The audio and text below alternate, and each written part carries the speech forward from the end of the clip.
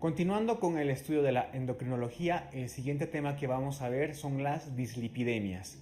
Este es un tema bastante complejo, ¿no? Pero te voy a dar algunas pautas básicas para que puedas comprenderlo. Bien, como aquí ves en el cuadro, ¿no? En la diapositiva, vas a ver una clasificación entre lipoproteínas malas y lipoproteínas buenas. Pues bien, las dislipidemias son un bloque de enfermedades que cursan con una alteración en el metabolismo de las famosas lipoproteínas. Ahora, ¿qué son las lipoproteínas? Pues son moléculas, ¿no? cargadas que dentro de sí llevan algún tipo de lípido. Por ejemplo, pueden llevar triglicéridos o colesterol. Entonces, estas lipoproteínas transportan estos lípidos a través de nuestro organismo. ¿Cuál es la clasificación de estas lipoproteínas? Pues se clasifican en los kilomicrones, que son los más grandes, como ves en la imagen. Tenemos las VLDL o lipoproteínas de muy baja densidad, las IDL, lipoproteínas de densidad intermedia, las LDL, lipoproteínas de baja densidad, y por último las HDL, las lipoproteínas de alta densidad, ¿no? ¿Por qué se dicen entre malas y buenas? Pues porque las HDL, ¿no? llevan los lípidos de nuestro organismo hacia el hígado. En cambio, las otras pues tienen el mecanismo contrario, ¿no? Bien, ya te he hecho la definición de dislipidemia, una alteración en el metabolismo de las lipoproteínas. Entonces, el metabolismo de estas lipoproteínas es bastante complejo y realmente no es nada rentable su estudio. Sí que tienes que conocer los tipos que ya hemos mencionado. Entonces, para hacerte un esquema básico, ¿no? del metabolismo, pues aquí tienes en la diapositiva algo básico del metabolismo de las lipoproteínas. Entonces, ¿qué es lo que pasa? Tenemos lípidos de la dieta y también tenemos precursores por vía endógena, ¿no? Es decir, nuestro que fabrica nuestro propio organismo. ¿Qué es lo que pasa? Los lípidos de la dieta en el intestino se absorben y se transportan por los kilomicrones, ¿no? Estos kilomicrones pueden llegar tanto a músculo esquelético, al tejido adiposo, ¿no? Y los sobrantes de estos kilomicrones se van hacia el hígado. En el hígado, por distintas vías metabólicas, pues vamos a tener las famosas LDL, ¿no? Estas LDL se van a distribuir hasta llegar al tejido adiposo. Vamos a tener las VLDL, ¿no? que también van a llegar al tejido adiposo, ¿no? Y algunos precursores van a formar las famosas HDL.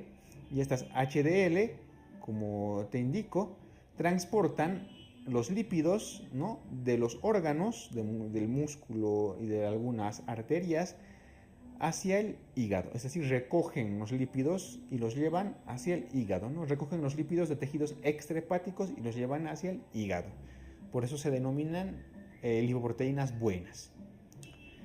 Ya que te he dado el vistazo del metabolismo de forma básica de las lipoproteínas, vamos a ver ahora sí lo que son las dislipidemias en sí. Las dislipidemias se clasifican en dos: hiperlipoproteinemias primarias y las hiperlipoproteinemias secundarias. En este tema lo que nos interesa estudiar son principalmente las primarias. Las dislipidemias pues tienen como factor principal los factores ambientales. Sin embargo, en las dislipidemias primarias hay factores genéticos, es decir, va a haber una alteración monogénica de un solo gen, va a haber una alteración poligénica, es decir, de varios genes, ¿no? que sumado a algunos factores ambientales nos van a desarrollar estas hiperlipoproteinemias. ¿Cuál es la importancia de estudiar las dislipidemias? Pues generalmente estas patologías aumentan el riesgo cardiovascular de un paciente. Por lo tanto, nos van a aumentar el riesgo de que un paciente tenga un evento ya sea coronario en el corazón o un evento vascular cerebral. Bien, vamos a enfocarnos con las hiperlipoproteinemias primarias, perdón. entre las que tenemos las siguientes: la hiperlipidemia familiar combinada, esta es la más frecuente de todas las hiperlipoproteinemias primarias. Tenemos la hipertrigliceridemia familiar, tenemos la hipercolesterolemia familiar monogénica y la hipercolesterolemia poligénica.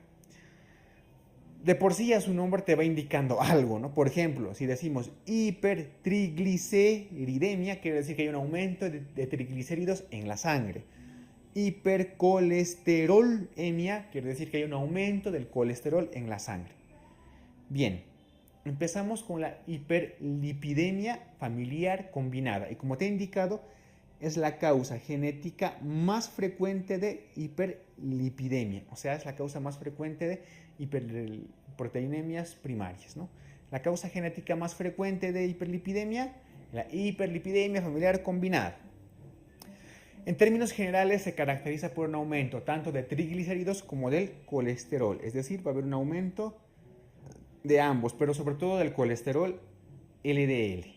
Y hay un descenso del colesterol HDL.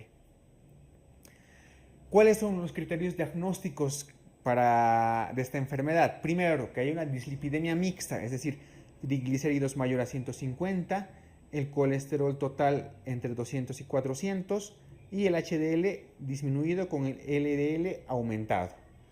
Que estos pacientes tengan antecedentes familiares de hiperlipidemia combinada, ya sea del padre, de la madre, etc.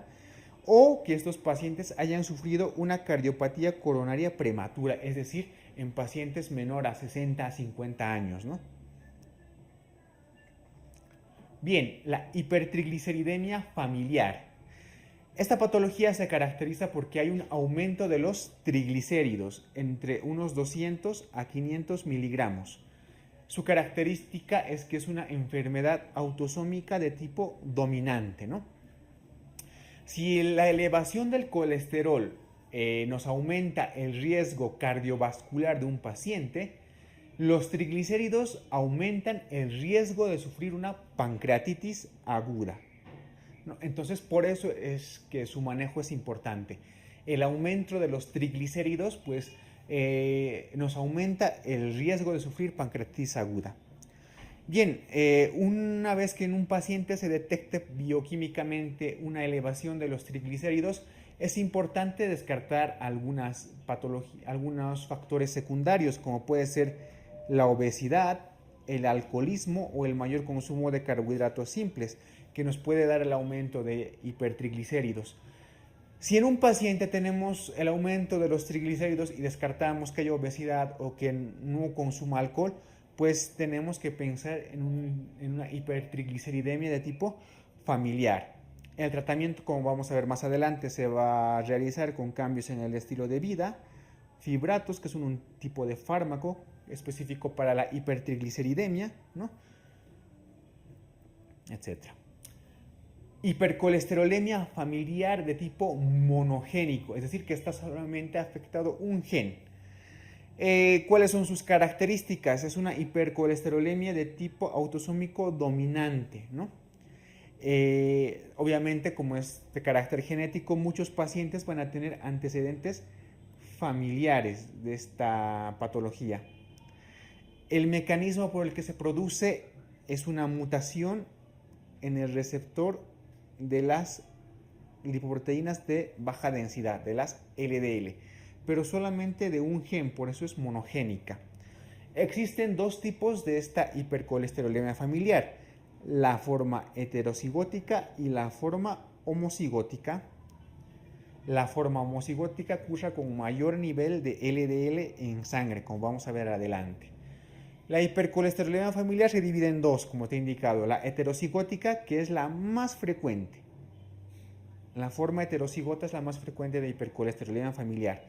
Presenta LDL colesterol entre 200 a 400 miligramos. Los triglicéridos generalmente están normales. Esta enfermedad se acompaña de un riesgo alto de cardiopatía coronaria, ¿no? Y la forma homocigótica, que es más rara, es mucho más rara que la otra, pero los niveles de LDL colesterol son muy altos, pueden estar entre 400 miligramos y pueden incluso superar los 1000 miligramos. Generalmente estos pacientes con forma homocigótica de hipercolesterolemia, presentan los famosos xantomas o santelasmas cutáneos. Esa imagen que tú ves en la diapositiva, que está en los párpados, pues son los denominados xantomas o santelasmas, que son acumulación de lípidos en tejidos. Y por último, la hipercolesterolemia poligénica, pues este tipo es la forma más frecuente de hipercolesterolemias primarias, ¿sí? Solo de las hipercolesterolemias, porque de las hiperlipidemias es la hiperlipidemia combinada, ¿no? Pero de las hipercolesterolemias, la hipercolesterolemia poligénica es la más frecuente. Evidentemente, a diferencia de la monogénica, tiene un componente poligénico, es decir, tiene alterados un montón de genes, ¿no? Y generalmente el colesterol total no supera los 300 miligramos. Tampoco suelen presentarse xantomas o santelasmas y hay un riesgo moderado de enfermedad cardiovascular. Entonces, en esta imagen te indico las principales características de las hiperlipoproteinemias, pero de tipo secundario, es decir, que hay un factor secundario para desarrollar estas dislipidemias. Por ejemplo, una dieta abundante en carbohidratos nos va a causar un aumento de la VLDL y triglicéridos, por lo tanto un aumento del colesterol y de los triglicéridos.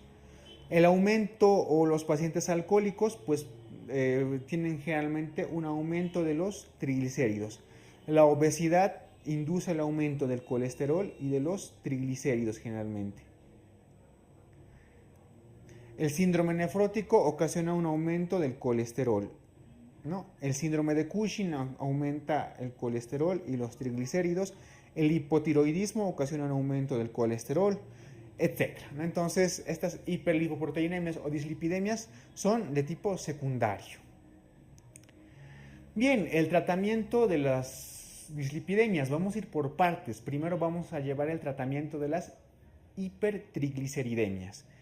En ambos casos, el estilo de vida es importante, ¿no? Entonces vamos a ver que el estilo de vida en las hipertrigliceridemias, por lo tanto, tendremos que realizar más ejercicio, controlar la dieta, ¿no? Una dieta más equilibrada. Tendremos que evitar el alcoholismo, porque hemos visto que el alcoholismo pues, aumenta los triglicéridos, etc.